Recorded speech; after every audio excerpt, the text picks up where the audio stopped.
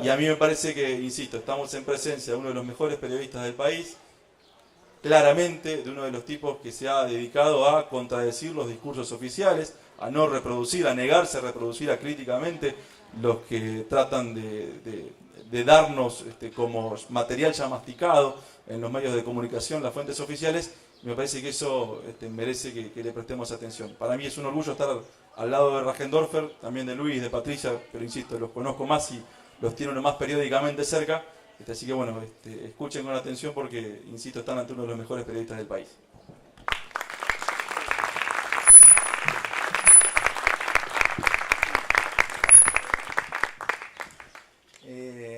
Bueno, del Foro contra la Impunidad y por la Justicia estamos acompañando esta presentación como acompañamos permanentemente todo este tipo de actividades en las que la memoria, la verdad y la justicia hace que nos encontremos y que nos reconozcamos. Porque, por ejemplo, Nico y Patán no son periodistas estrella o escritores estrella que buscan la fama escribiendo cosas inocuas, sino que son periodistas, investigadores, escritores comprometidos con su pueblo, con su historia y con esta lucha por la memoria, la verdad y la justicia. La verdad que es un orgullo y un honor estar acompañando a Ricardo en la presentación de su libro, sobre todo porque, bueno, en la lectura del Otoño de los Genocidas, yo me encontré a mitad del libro con una referencia que él hace de estudiantes y egresados del Colegio Don Bosco de San Nicolás, y en esas referencias están Rosa y María Cristina Elvira, y María Cristina Elvira fue una docente privada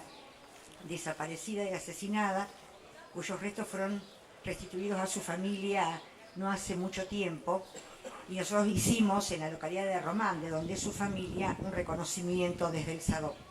Y lo plasmamos en este libro que va a quedar para Ricardo ahora. Plasmamos 20 historias de docentes detenidos, desaparecidos y asesinados en la dictadura militar, 20 docentes privados de la provincia. Ricardo, esto es para vos, donde está el detalle, la historia de Cristina de la que vos hablás, o mencionás en tu libro. Hola. Bueno, ante todo, es un honor para mí estar con ustedes. Es un honor estar aquí con las tres personas que me acompañan en esta mesa. Y desde luego es un honor también para mí estar en una feria del libro, que además sea una feria del libro nacional y popular, con todo lo que eso significa. El Otoño de los Genocidas reúne toda una serie de trabajos que comenzaron a gestarse de un modo inadvertido y por móviles en su momento tal vez imperceptibles. En ambos casos yo estaba lejos de suponer, allá por el año 2008, cuando empecé a escribir esta serie de artículos, que sería precisamente una serie de artículos, porque además no sabía exactamente hacia dónde apuntaba. Son artículos periodísticos, y por lo general los artículos periodísticos se hacen de una manera rápida, veloz, urgente,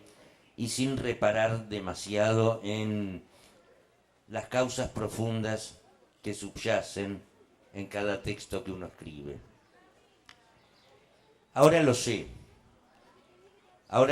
porque de algún modo me arrastraba un interrogante que es difícil de saldar y tal vez no alcance una vida para comprender los aspectos más espantosos de la historia humana. Y este es uno de los capítulos más espantosos de nuestra historia reciente. Un capítulo habitado por una serie de personajes que, si bien sabemos sus nombres, si bien conocemos los lugares donde han prestado servicios, que si bien sabemos algunos de los crímenes que cometieron y si bien sabemos también algunos detalles de sus actividades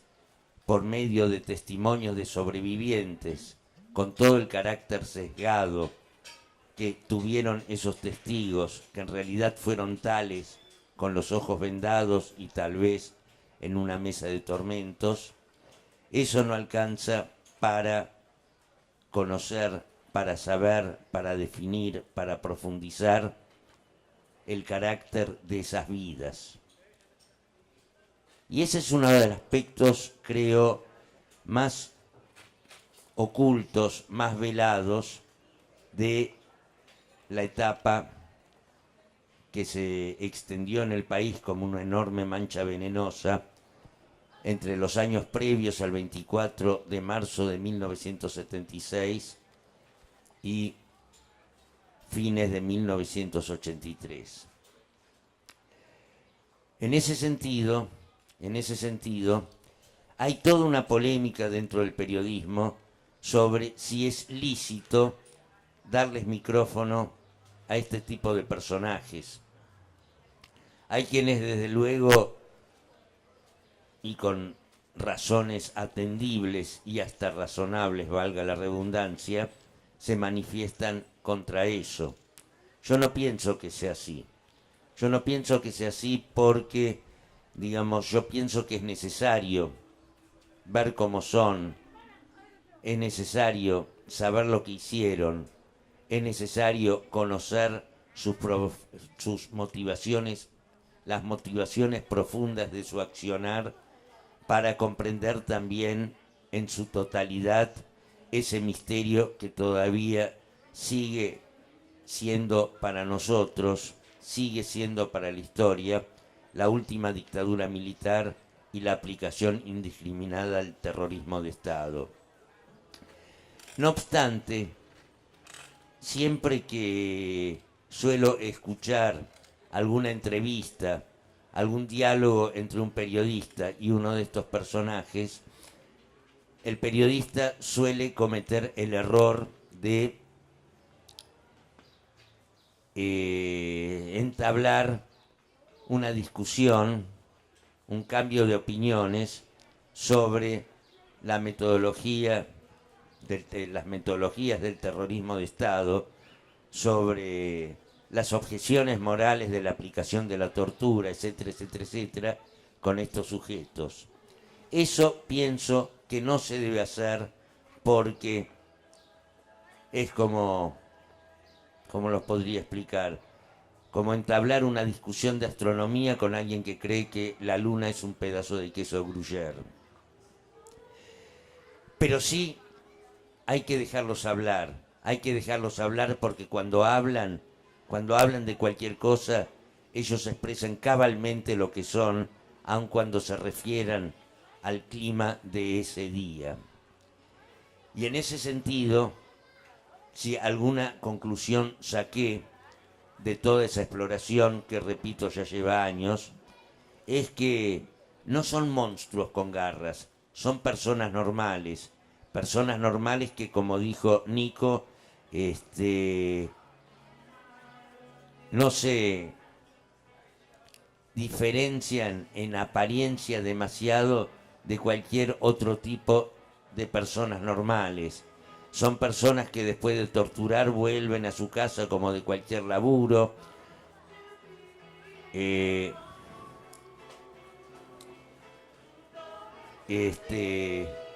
Acarician la cabeza de sus hijos, cenan con su mujer y al día siguiente se levantan como cualquier otra persona normal que va a la oficina, pero allí, en vez de trabajar sobre una planilla Excel, laburan de una manera bestial y desaforada sobre alguna víctima inocente. En ese sentido, repito, no son monstruos, son personas normales, y ese carácter de normalidad es lo que traza la monstruosidad de esas vidas. En ese sentido, digamos, son personas entre comillas normales, que tuvieron cargos gerenciales en sistemas cifrados en el exterminio. Y repito, eso es lo que los hace monstruosos. Eso es lo que los hace monstruosos y eso es lo que hace que, digamos, yo mientras trabajaba en estos casos, mientras trabajaba incluso en el libro que mencionó Nico, Los Doblados, no podía evitar cuando viajaba en el subte, cuando estaba en un bar o cuando caminaba por la calle, ver a la gente que se cruzaba conmigo y siempre me preguntaba cuál o cuántas de estas personas que comparten un mismo lugar físico conmigo serían capaces de hacer terribles barbaridades en una situación semejante. La única respuesta que se me ocurre ante esa amenaza de la condición humana, es tratar de evitar que se repita esa situación aberrante. Por otro lado, vuelvo a recalcar el aspecto, yo diría, inadvertido de esta exploración. Inadvertido porque, repito, uno empieza a hacer este tipo de trabajos con esta gente, estableciendo una relación de cercanía con esta gente y tratando, y para eso es necesario enfocar ciertos aspectos hasta inocuos de la vida de esta gente para saber cómo son. Y esos aspectos inocuos me pusieron muchas veces en presencia de historias que no hubiesen tal vez sido imaginadas por el guionista más perverso que puede haber en el mercado. En ese sentido, yo siempre me hago la siguiente pregunta: ¿es la vida la que imita la literatura o la literatura la vida? Y en ese sentido, repito, las historias que describe este libro,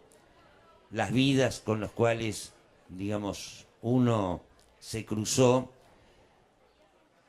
de algún modo trazan una especie de lucha denodada contra el azar. Y si la investigación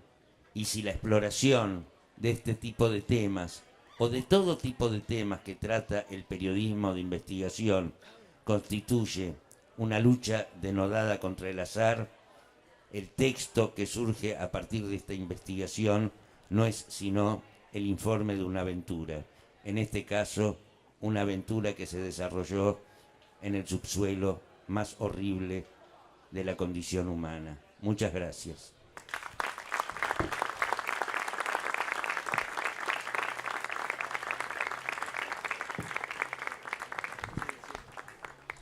No,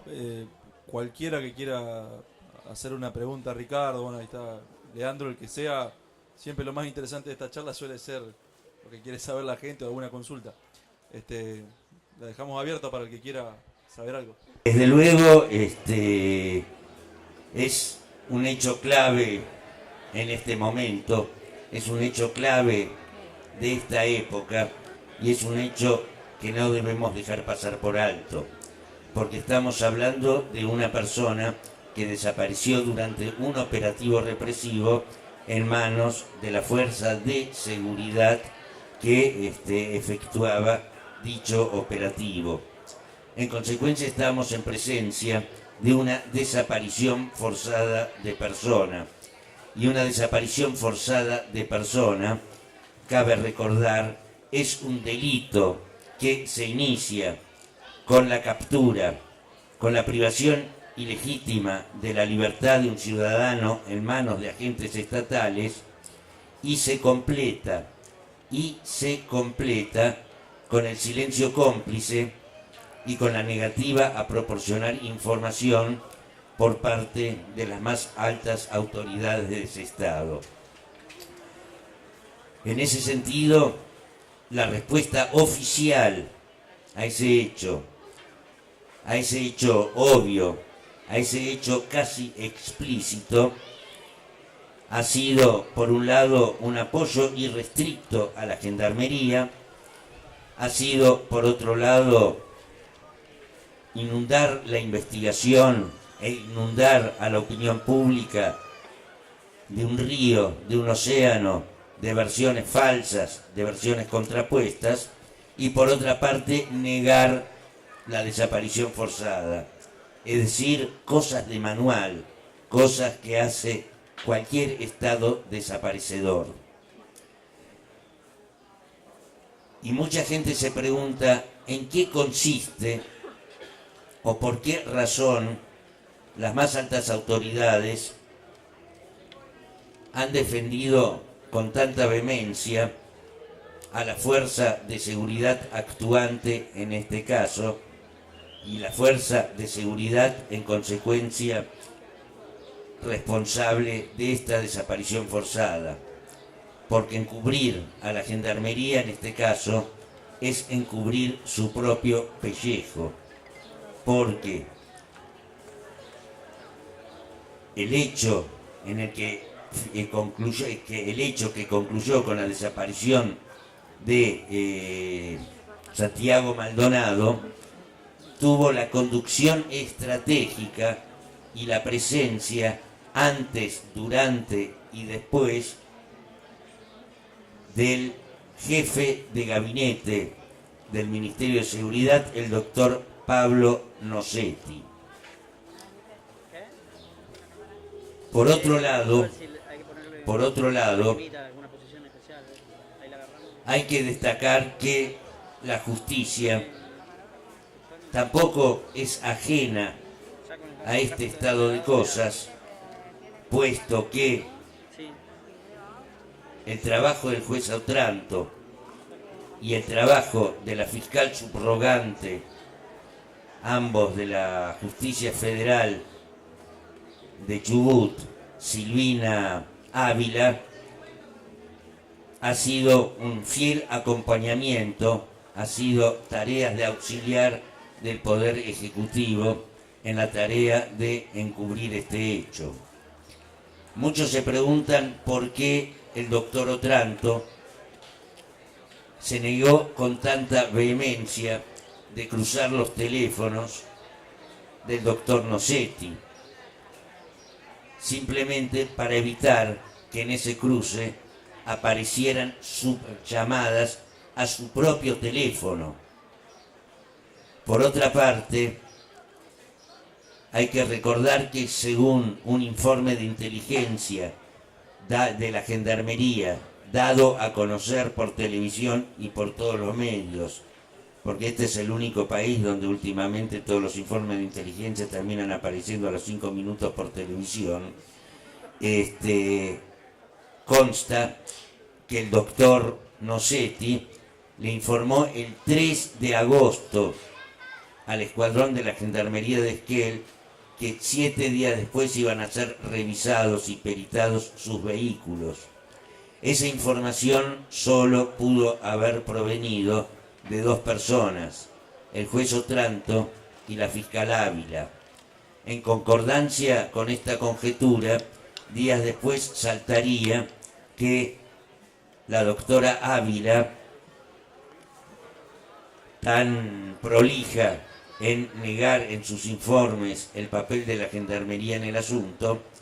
tiene, además de su trabajo de fiscal, otro pequeño trabajo, que es informar a través de partes diarios al doctor Nosetti acerca de todos los avances y de todas las novedades que se presentan dentro del expediente. Más allá de la desaparición forzada de Santiago Maldonado, o mejor dicho, con eje en la desaparición forzada de Santiago Maldonado, el hecho en sí, el hecho inmediato, el hecho puntual, nos lanza hacia una pregunta más profunda y más general. ¿Rige todavía el Estado de Derecho en Argentina? en este momento creo que no hay respuesta posible.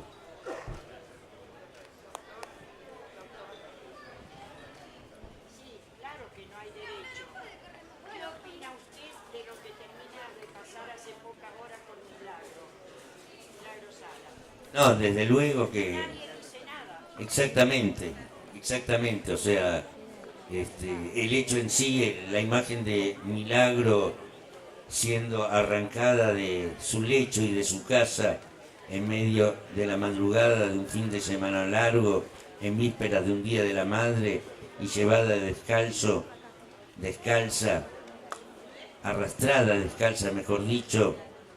al penal del Alto Comedero, que como dice Berbisky, bien se podría llamar del Alto Sufridero, es una imagen elocuente de lo que veníamos hablando. Parecería que sí, digamos, es un asunto que merecería ser analizado con datos fácticos concretos y con documentación y con testimonios concretos. Parecería que sí, parecería que no. Por un lado, digamos, las fuerzas de seguridad en Argentina tienen una característica que tal vez las diferencia de las fuerzas de seguridad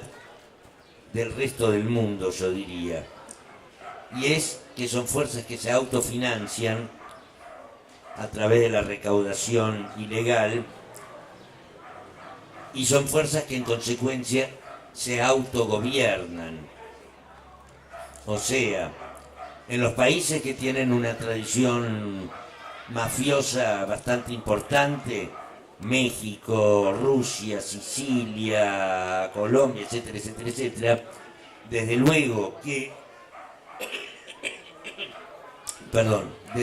hay policías corruptos, pero cuando hay policías corruptos es porque los compró la mafia. En cambio, acá en Argentina la policía compra delincuentes.